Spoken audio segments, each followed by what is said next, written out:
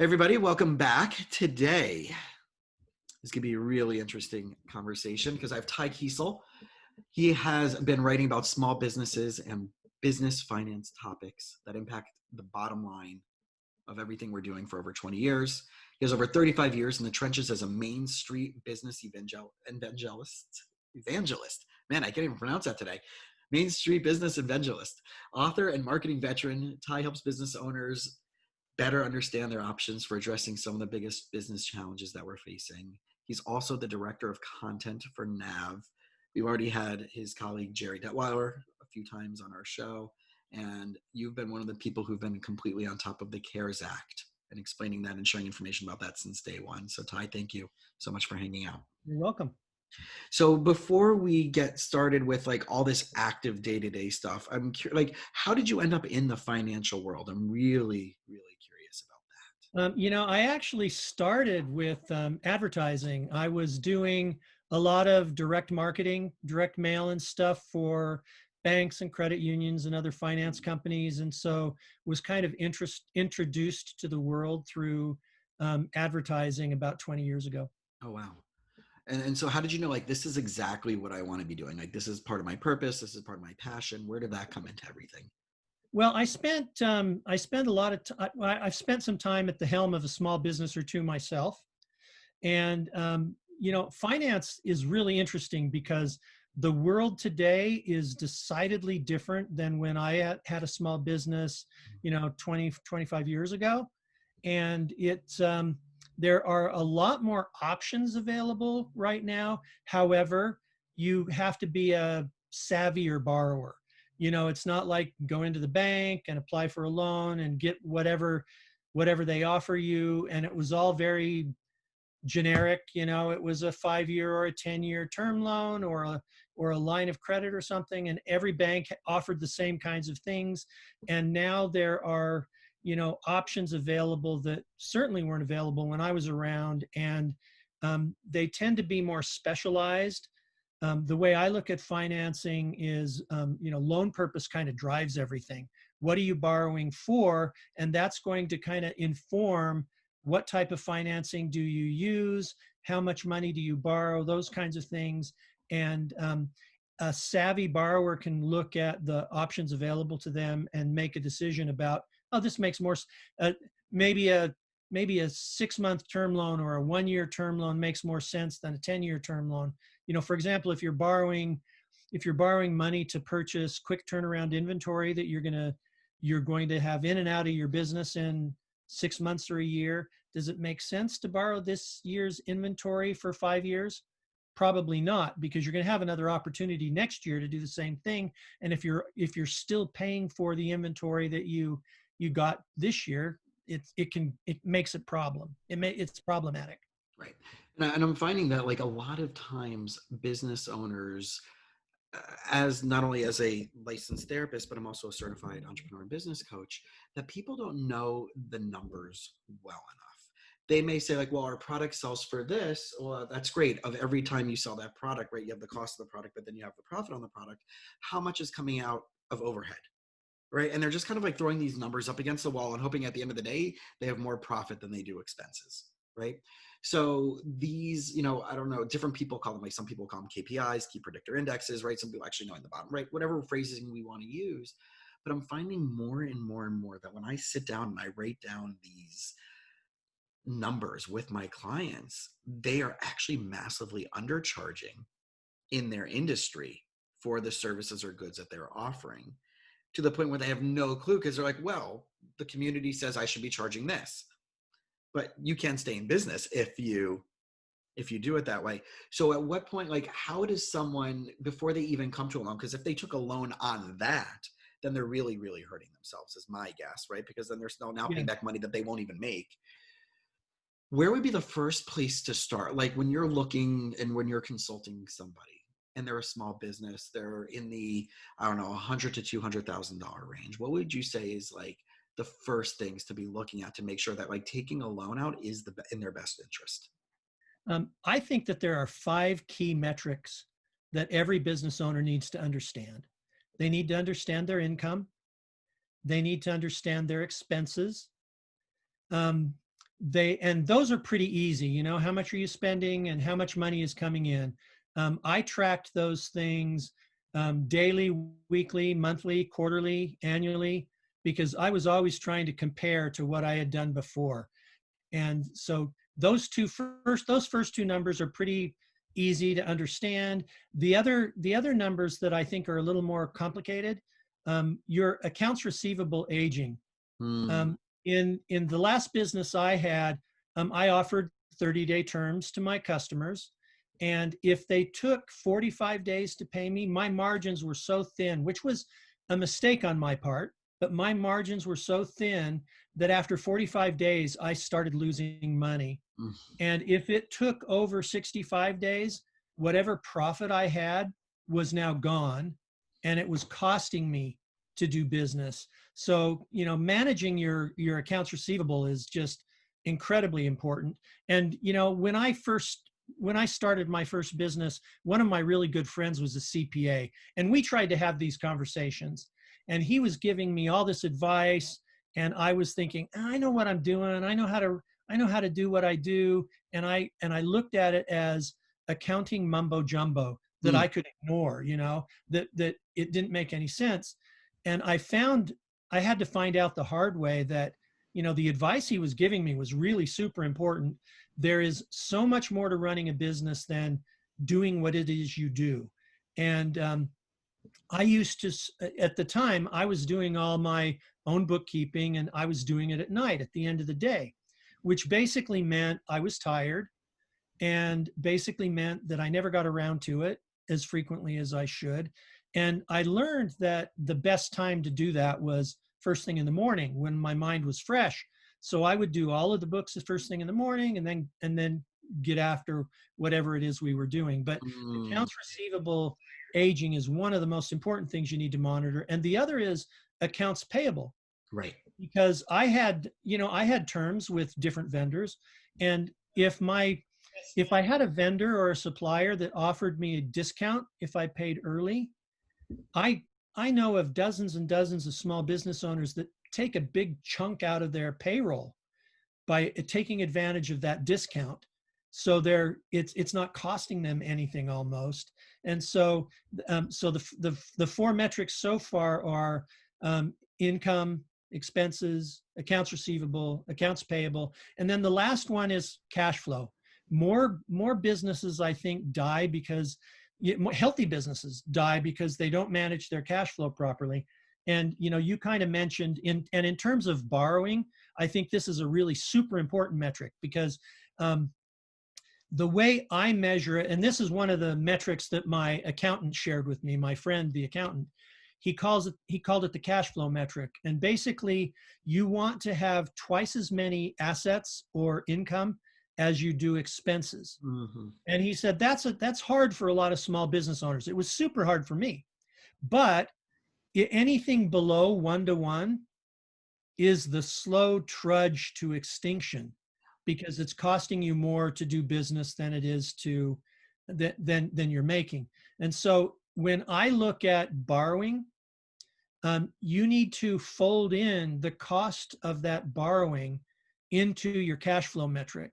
And it's going to tell you if you're, you know, because there are a lot of businesses, particularly after the 2008 financial crisis, they borrowed themselves out of business, because in their mind, all I need is money. All I need is money. More money is better than no money. And unfortunately, money has cost. And so if you borrow more than what you should, it gets you into a lot of trouble. I grew up in a small business, and my father had the attitude that you borrow for two reasons.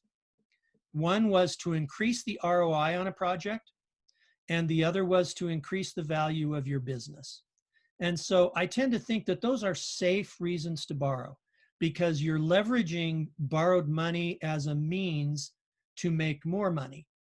Um, Crisis borrowing, you know, like to make payroll or, you know, things like that, you know, sometimes you have to do that, but it is very dangerous, and it's easy to let that get out of control.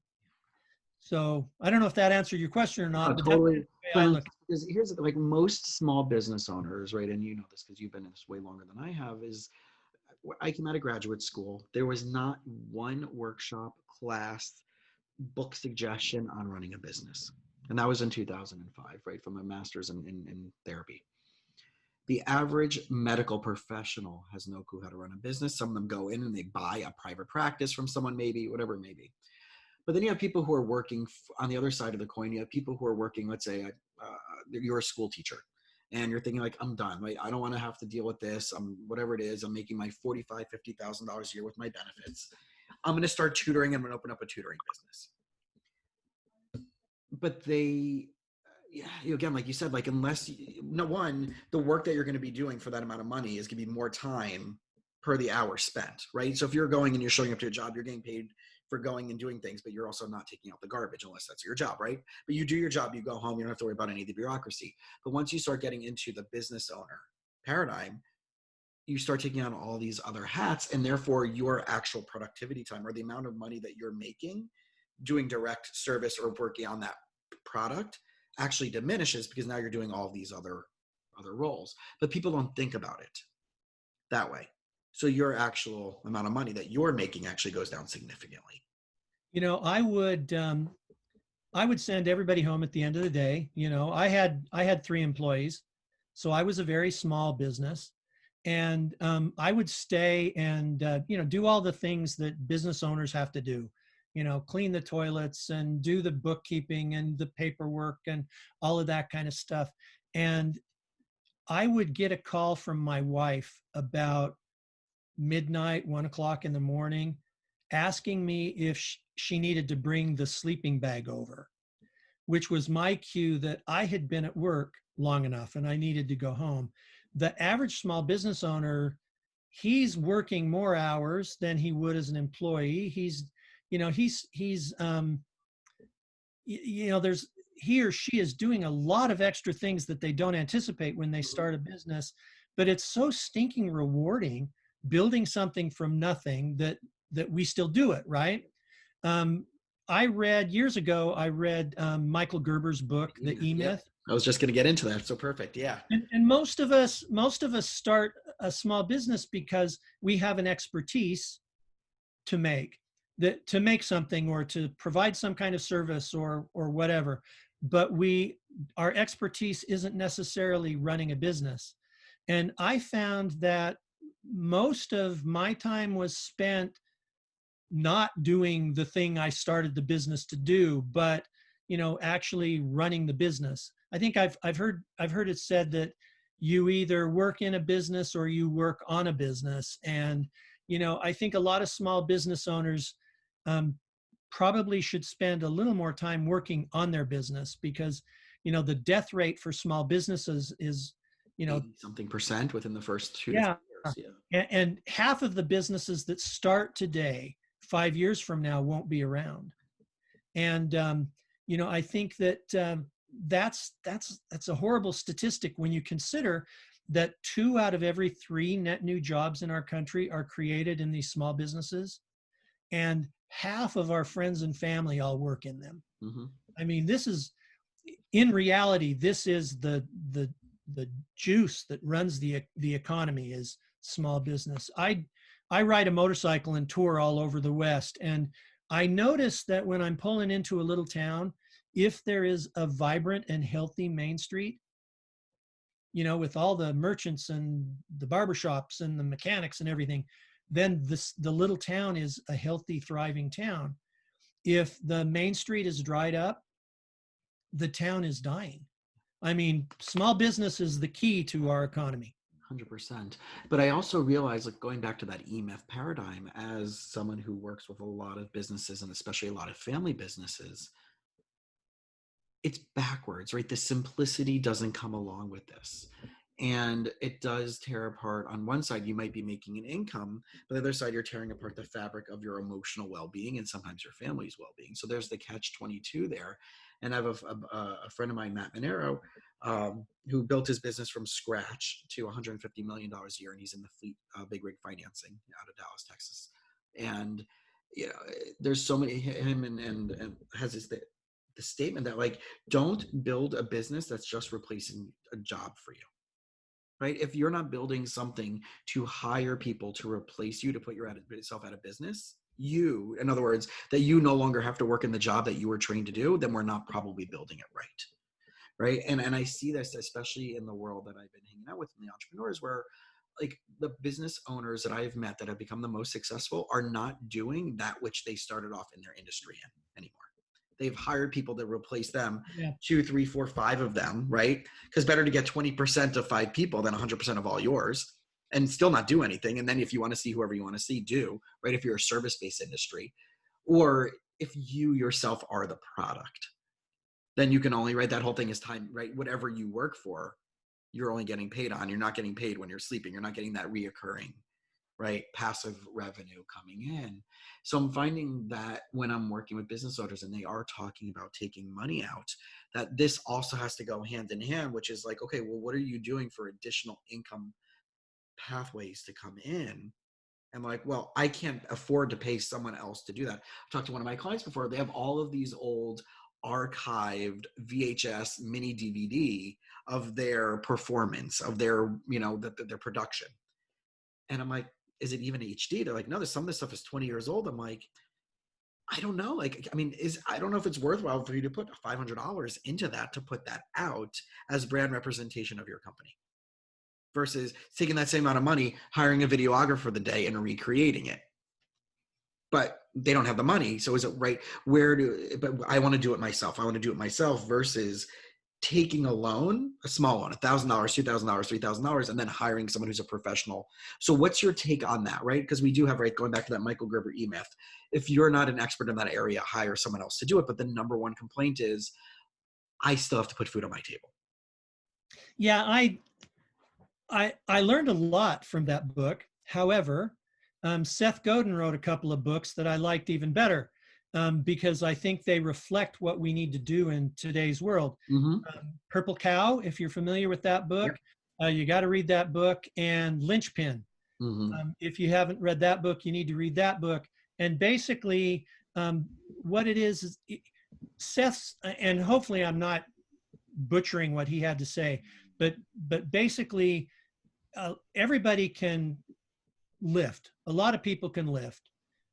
Some people can maybe even build, but there are very few people that can create and can and do something that is the purple cow instead of the black and white Guernsey cow out in the field. And I think that and as a small business owner, you want to hire people smarter than yourself, because you want their expertise. And you want more than just their butt in a seat for 8 hours a day. You want people who can actually come and create and contribute. It's going to cost a little more. And you're going to have to do things that are going to give them a reason to stay and work for you rather than go someplace else.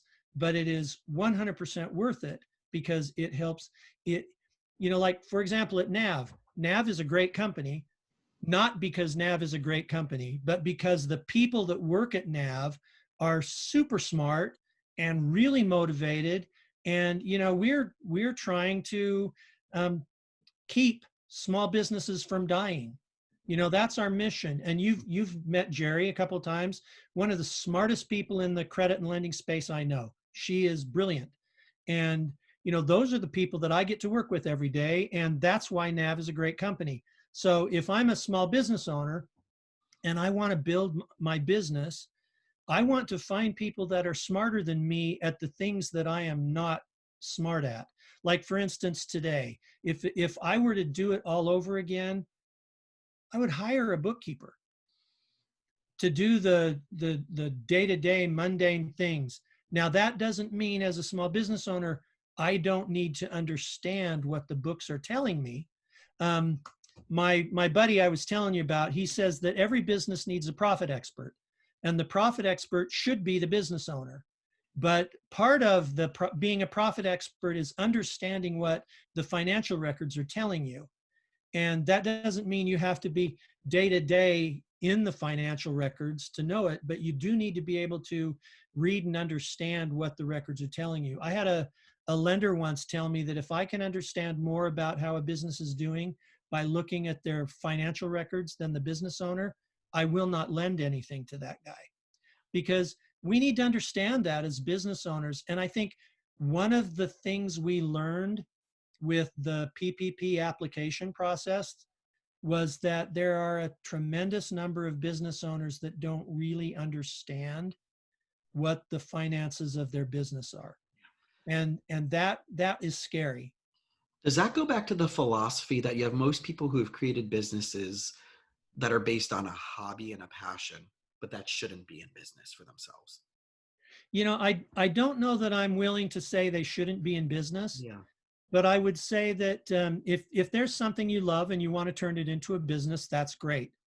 It's important that you understand that, but in addition, you need to learn the ins and outs of how to financially run your business. And if you don't want to do that personally, you need a trusted somebody to help you do it. Like the getting into the books, you're going to learn things about your business that you might not otherwise see on the surface. You may see profit opportunities. There are things you could do with how you buy the products you sell or the services you sell that will make you more profitable. And you may need to borrow money to make it happen, Mm-hmm. but there are things like for example, I mentioned earlier I grew up in a small business with my father. There would be maybe once or twice a year a supplier would call and say, I have X amount of inventory that you sell on a regular basis. If you buy it from me now, I can give you a 50%, 60% discount on it, but you just have to buy in a larger quantity than you normally do. He would buy it because it would increase his profit margins by 50 or 60%, or he could offer that discount to his customers and do more volume, or some combination of the two. So, he recognized that because he understood how that number impacted his bottom line. And I think a lot of small business owners need to understand, they need to do I call it watching beige paint dry. They need to get into the boring stuff because it's going to help their business in the long run. And if I had to be an accountant every day, I would probably stab my eyes out with an ice pick. But I need to understand what those numbers are telling me as a small business owner. And unfortunately, I had to learn a lot of these lessons the hard way. There's a lot of failure Mm-hmm. in this conversation that we're not talking about, but it's important to learn. For sure. And especially with today's climate, with everything going on with this pandemic and businesses maybe not being open or slowly starting to reopen, depending on what industry they're in, what are some of the things that we kind of have to look out for? Because I have this mindset now that, like, I live in Hollywood, Florida. Um, we have a ton of small businesses in the area. We have Hard Rock Hotel, which is right around the corner. Which who knows what's going on in there with all these new high-end shops. They literally just spent like hundreds of millions of dollars reopening it, and then like 3 months later, right, COVID hit. So we have big things happening. We have small businesses suffering. We have restaurants that are locally owned. We have chains, whatever it is. But I'm wondering, like, when you have like the same type of restaurant, let's just use that industry as an example. You have 8 pizza shops within a 3 mile radius. Is it fair to say that like some of those, they're just not going to make it, right? Yeah. Unfortunately, there will be a lot of small businesses that aren't able to survive this. This is going to be a difficult 8 or 10 or 12 months for a number of reasons. Number one, capital is not going to be as readily available as it was. And small businesses, big businesses, every business relies to some degree or another on capital, and borrowed capital is the way a lot of businesses survive. And unfortunately, 6 months ago, if you were to come to me and say, hey, Ty, I'm a brand new business and I need to to access borrowed capital. How am I going to do it? And because, you know, I've got no track record, I've got no income, I've got, you know, there's nothing for a lender to evaluate me by.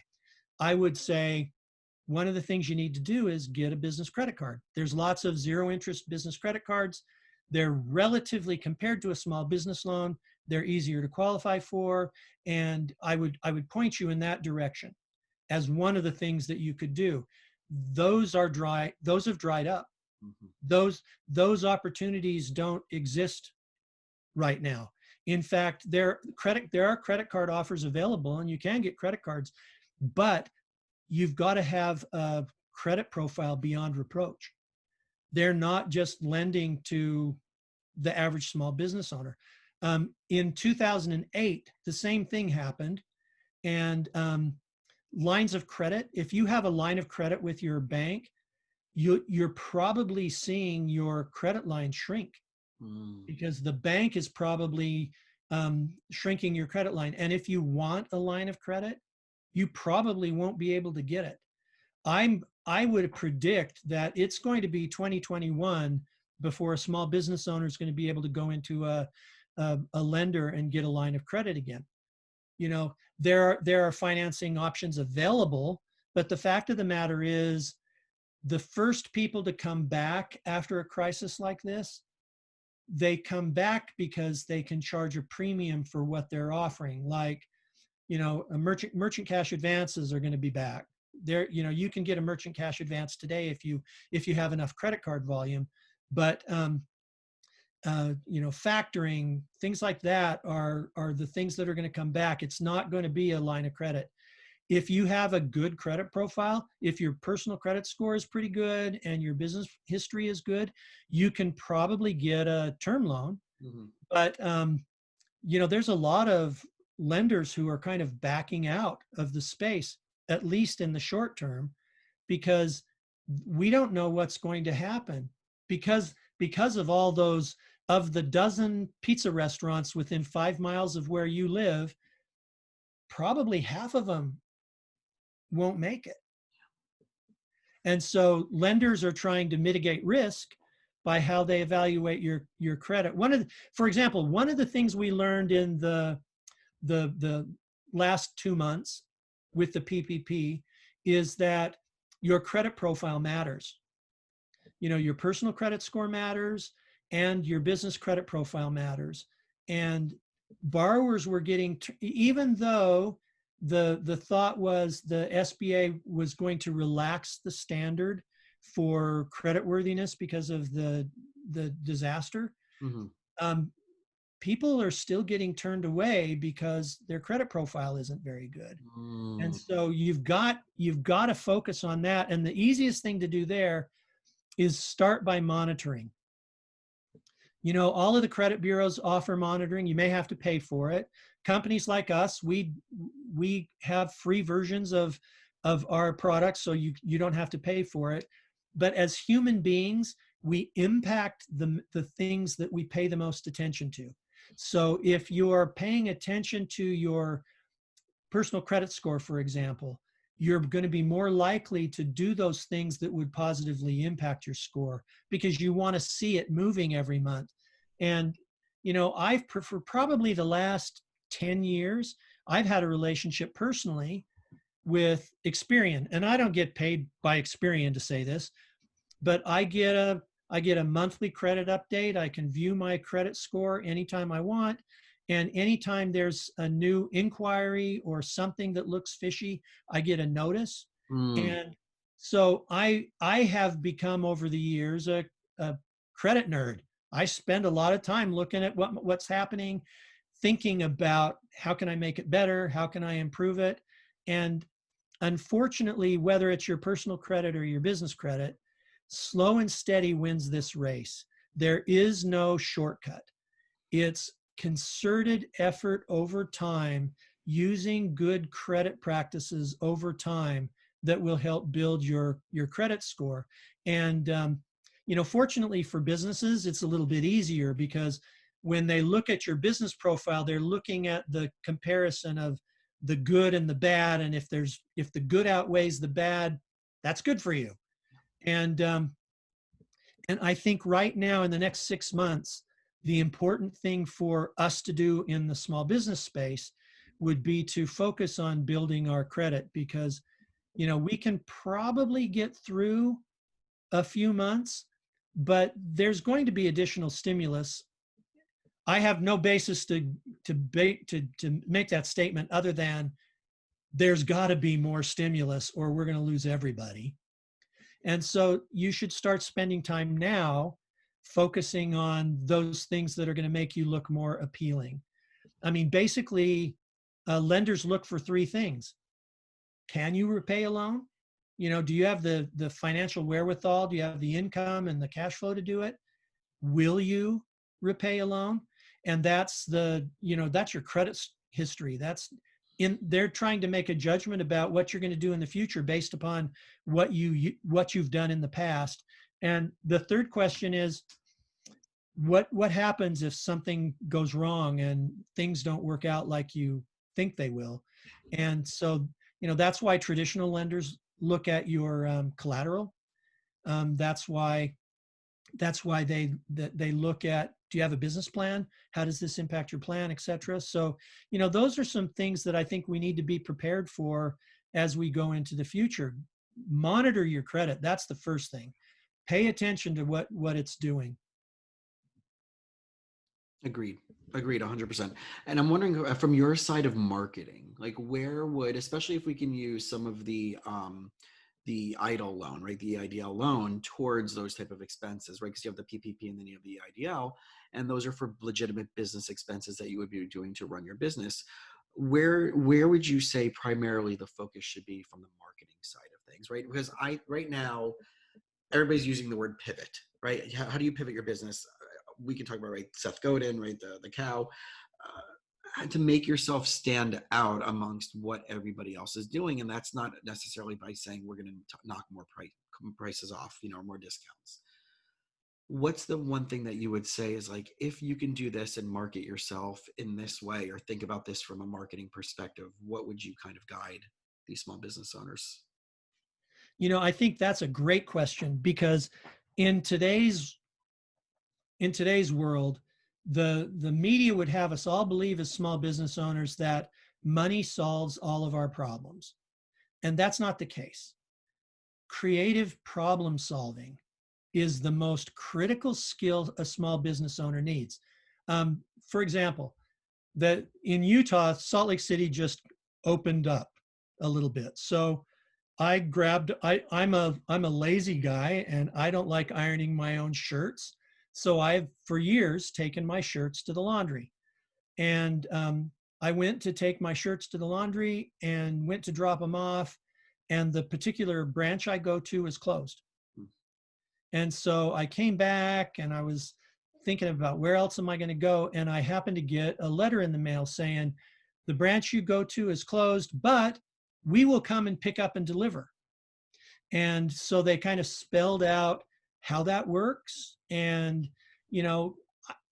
they're because I've been a loyal customer for, dozens of years, I probably am more inclined, wouldn't you think, to make the pivot to delivery Yeah. than I would if I was somebody that didn't know them. Right. I also there's a little Mexican restaurant that my wife and I go to every week, and we've been doing this for years. And when they closed the restaurants down, that was kind of, we can't go to dinner there anymore. And what they did is they pivoted to curbside.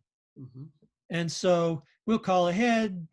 They know who we are, because we've been going for so many years. They get our order ready. I drive up. They have the outdoor eating area that is normally open.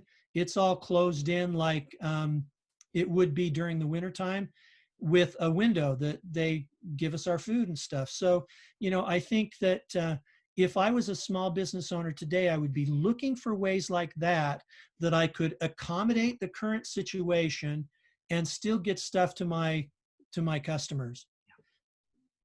Massively agree with you. And I think the advantage that we have during this pandemic is the technology, right? For all these years, right? Especially uh, from the psychological side, whatever, like everybody's like bashing social media or, I don't technology. I don't need to use it or leverage it as much.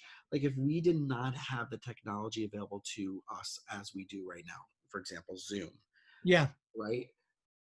The world would be shut down, right? I can't imagine doing this 10 years ago where there was nothing, bandwidth wasn't there, technology wasn't there, quality wasn't there, right?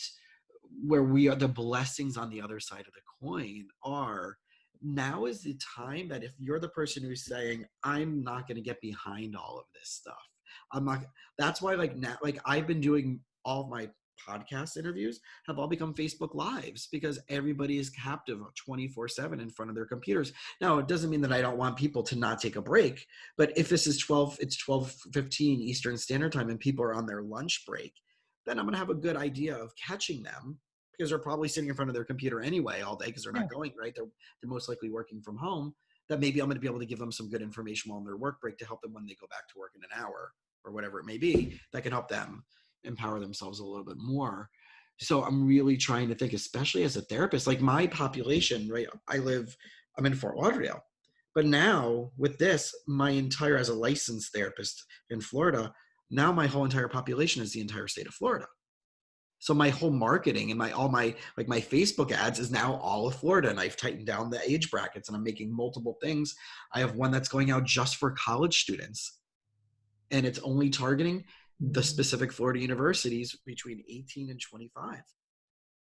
Yeah. Right. So I've had to revamp and re-streamline so many things where now instead of like, okay, who's within the 8 to 12 mile radius that wants to come to me, if they already haven't heard my name via referral. But now I'm like, man, who's targeting those college kids? Who's targeting those right? It's now just, you don't have to drive to me to be in my office. I'm working from home. This is my home office. I can see you in Utah as a Yeah. as a business coach. So the world just got a lot bigger for people to start. If you're a service-based industry that you don't necessarily have to be Yeah. in person, you just expanded the amount of people that you can get yourself in front of if you're daring enough to get out of your uncomfortability and to do like what we're doing right now. Well, I think the lesson for small business owners is to think outside the box. I mean, at NAV, there is not a single person in the office right now. We're all working remotely from home. And you know what? It's working. We've learned that you don't always need to be in the office. And I think that the things we've learned over the last 10 weeks are going to positively impact businesses for the foreseeable future, because the creative ways we've been forced to solve problems are helping us be better. Yeah. And I think if you're not trying to think of creative ways to get your products out there and share your message and all those kind of things, you are not taking advantage of. I mean, this is a horrible situation that none of us want to be in, but it is also presenting opportunities for those who want to Right. figure out how to be a better business. And I just realized with everything through this scenario, one, the blessing of right technology and the advances of technology.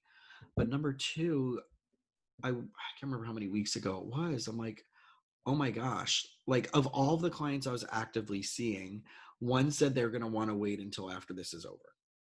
Another one did a bunch of sessions. It's like, well, until my kids go back to school, I'm not really finding the space in my house or getting good Wi-Fi out of my car. I'm like, well, listen, just pull up next to a Starbucks and sit in your car in the Starbucks and connect to their Wi-Fi from your car, right? But I only really lost 2 clients during this whole time. And I'm like, I can now move and travel anywhere in the world because I know that whole digital nomad culture, especially in the tech industry, right, is massive, and work my American hours, my East Coast American hours. And now that might be Yeah. meaning that I might be working until 3 o'clock in the morning out in Europe if I travel, but I can have a full day of experiencing a location and a full day of work, maybe need an extra espresso or two through the day to get through it, but still have no dip in my income while doing that. And I think that's one of the blessings that's come out of this. I'm like, wow, I can pick up and move anywhere as long as I keep my Florida license and I'm seeing my Florida therapy. But I'm like, I talked to my professor, my old professor yesterday, and she's like, why aren't you applying to other states right now? They just lax some of the rules about out of, now with reciprocity with some states. So for $125, I'm now going to get a New York license. For 120, whatever it is, now I'm exponentially opening up my population. Yeah, So I think we need to be figuring out how do I expect. I mean, I love the whole Steve Jobs old mantra about think different, and I think that it's really easy to get trapped in the way we've always done it because that's the way we've always done it. right. Let's be flexible. Let's figure out new ways to do things and accomplish things. And I think the small business owners that are able to do that will exit the crisis in a better position. Yeah. They may not have more money yet, but they're going to be better positioned to capitalize on the market that exists Mm-hmm. post COVID-19. Right. So my family is a third generation furniture business in Hallandale, Florida. If you're familiar with the area, it's Waspers Furniture, and we have both my brother, my sister, my father. We have a floor manager / delivery manager and 2 designers that are there full time. And we're still doing everything via digital. We have the person who's there, right? Our floor manager who's there is literally taking pictures from the floor or live streaming from the floor to any of our customers via right, if my sister or brother are on the phone with them, they're doing everything via Zoom and like that, right? And it's all connected back and forth, but we're still able, and then they're doing any appointments by, right, they're coming in mask and everything, but they're doing everything via FaceTime or Zoom until they're really fully comfortably open. So that's a big massive pivot, and it's really wonderful that, like, you would think a brick and mortar furniture store, right? That's one of the toughest things. You got to touch everything. Yeah. The only thing, they found a way, one person being in the store, social distancing by schedule. So I really want to challenge people out there that are listening to this, that, like, if you're struggling with these type of things, one, from the financial side, without a doubt, you should be reaching out to the team at NAV. There's incredible people, tons of resources on your website. Obviously there's, right, between the small businesses and locally, but also what you guys are doing is incredible. But 2, reach out to someone like me who, like, let me help you. My job as a therapist and as a business coach is to help you think outside of the picture frame that you're stuck in. And you can see how beautiful your picture is and what other options you have when you've been doing it the same way for 20 years, 15 years, 10 years. So I think that's kind of, like, from my perspective, maybe where I want to leave it. But I'm also wonder for you is, like, if there's, like, one big thing that, like, you haven't shared yet, but you're like, I wish everybody got this. And if you get this, I can go to sleep. Like, I can rest well today. What might that be? I think the big thing is uh, get a handle on your business. Not understand how it works from the inside out. And if that's not something that you are particularly interested in digging into, because it's messy and it can be dry. Hire somebody to do it. You don't have to hire a full-time accountant. You can get a part-time accountant, but find somebody that can help you understand how your business is working and help you become the profit expert, so that when you're making decisions about how your business is going to go forward, that you're making informed decisions based upon not only what your instincts might be in your industry, but also based upon the numbers and the financial data. Yeah. And I think that's the big thing. If you are a small business that applied for the PPP and you got it, for instance, just to wrap up, forgiveness is probably top of mind right now. And Jerry, who was here earlier in the week, has put together a really good description of how to get through the forgiveness application. And if you go to nav.com, look for that, because I think that will help you. It's not written to be, it's not friendly to read it. It's difficult. And engage with your financial advisors to help you get through it, because you're going to need their expertise. If you have an accountant, that's great. If you only have a CPA that you see at the end of every year or quarterly to do your taxes, call that guy or that gal and have them help you go through it. It may cost you, but it will be worth it. But look for opportunities to improve your business. get to understand how it works from the inside out, and don't be afraid to hire people who are smarter than you to help you. I think those are all things that, if nothing else, those three things are going to help you build a business that'll not only survive COVID-19, but will exit this crisis in a better position to capitalize on what comes next. Awesome. Incredible advice, Ty. I really want to thank you for spending time today. And my guess is that over the next few months, as this progresses and we see next levels of whatever might be coming out with government assistance or as the economy opens back up, definitely would love to have you back on to hear the next insights that you can share with everybody out there. So again, thank you. Anytime, happy to be here. Awesome. Appreciate it. Thank you. Thank you. Thank you. All right.